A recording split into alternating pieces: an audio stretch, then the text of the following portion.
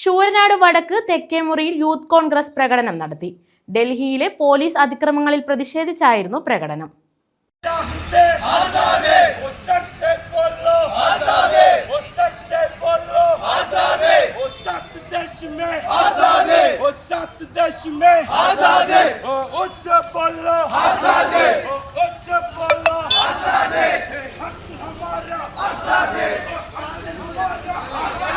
ഡൽഹിയിൽ കോൺഗ്രസ് നേതാക്കൾക്കു നേരെ നടന്ന അതിക്രമത്തിൽ പ്രതിഷേധിച്ചാണ് യൂത്ത് കോൺഗ്രസിന്റെ നേതൃത്വത്തിൽ പ്രകടനവും യോഗവും നടത്തിയത്.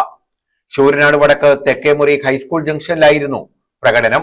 യൂത്ത് കോൺഗ്രസ് നേതാക്കൾ പ്രകടനത്തിന് നേതൃത്വം നൽകി.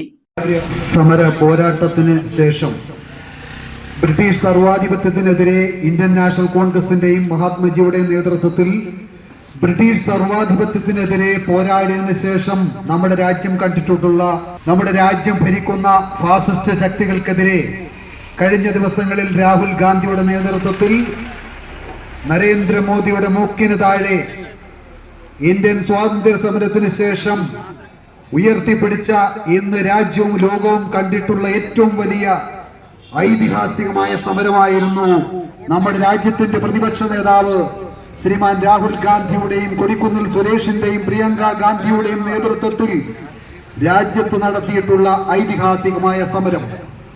എന്താണ് ഈ സമര പോരാട്ടത്തിന് കാരണം?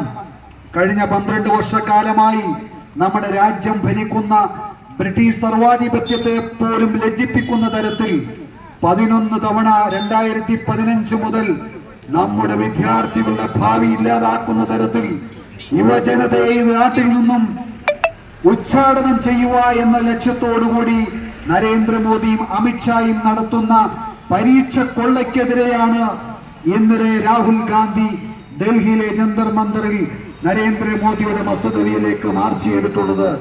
ജനാധിപത്യ സമരങ്ങളെ അടിച്ചൊതുക്കുവാനുള്ള നരേന്ദ്രമോദിയുടെയും അമിത്ഷായുടെയും ധിക്കാര നയങ്ങൾക്കെതിരെയാണ് ഇന്നിവിടെ യുവജന സംഘടനകൾ യൂത്ത് കോൺഗ്രസിന്റെയും ഫോർവേഡ് ബ്ലോക്കിന്റെയും അതോടൊപ്പം തന്നെ യൂത്ത് ലീഗിന്റെ നേതൃത്വത്തിൽ നടത്തുന്ന ഈ സമരം. News bureau, Sooranad.